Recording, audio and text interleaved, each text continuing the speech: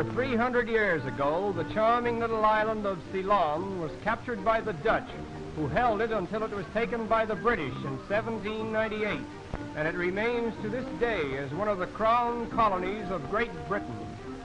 At Colombo, the chief seaport of Ceylon, we are immediately interested by the extremes in vehicular traffic.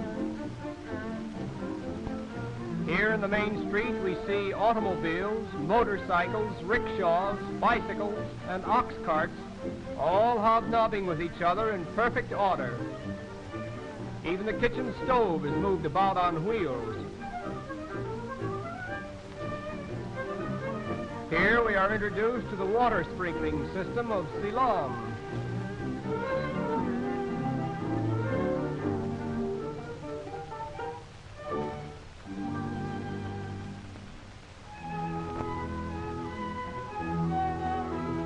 This picturesque primitiveness is also observed in boat traffic, where the Colombo ferry lazily plies its trade.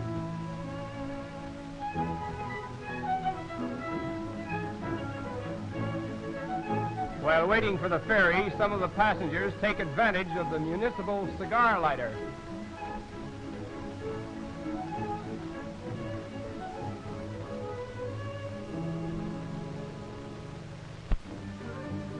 Not far from here, we come upon a most primitive scene, a group of natives separating chaff from rice. Incidentally, rice is one of the chief products of Ceylon.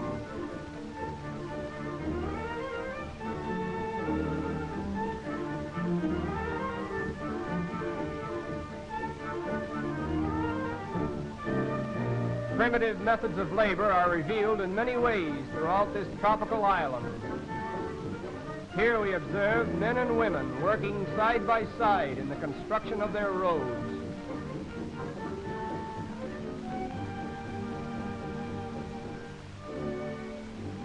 The tropical scenery so characteristic of Ceylon is beautifully illustrated in this typical setting.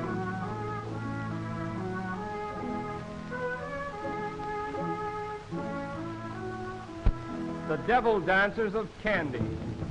This dance usually starts very slowly, with a rhythmic beat of drums, and gradually works itself into a mad frenzy.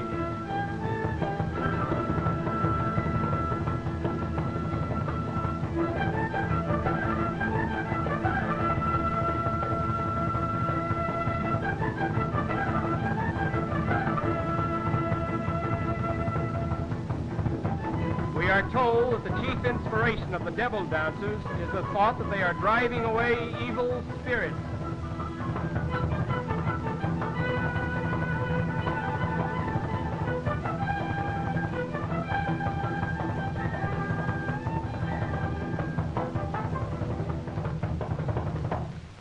Foremost among the animals of Ceylon are the elephants, which are of considerable value when tamed.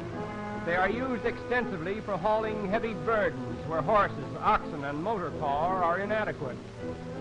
Every afternoon at the same hour, these elephants stop their work in the fields and go down to the river to bathe. It is said that their sense of time is so accurate that the town clocks might be set by their habits. Water is essential to their well-being, and no animal delights more thoroughly in a bath.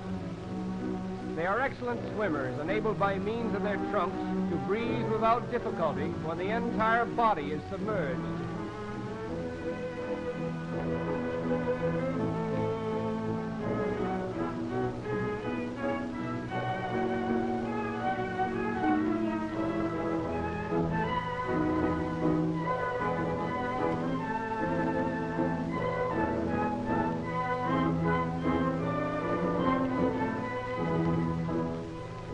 Elephants have very poor sight. They are guided mostly by their keen senses of hearing and smell. They have the rare combination of strength, sagacity, and docility. It is also said that no animal is more appreciative of kindness or more distressed by injustice than the elephant. In fact, there are cases on record where elephants have actually died of broken hearts because of ill treatment. Consequently, their owners endeavor to treat them very kindly.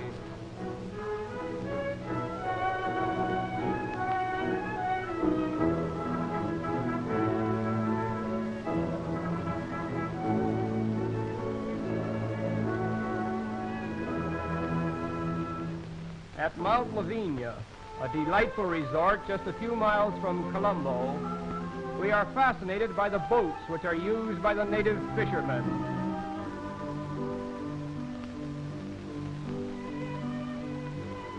One of the chief sports of Mount Lavinia is surf riding. These boats are taken out a short distance from shore and allowed to ride back on the rolling waves.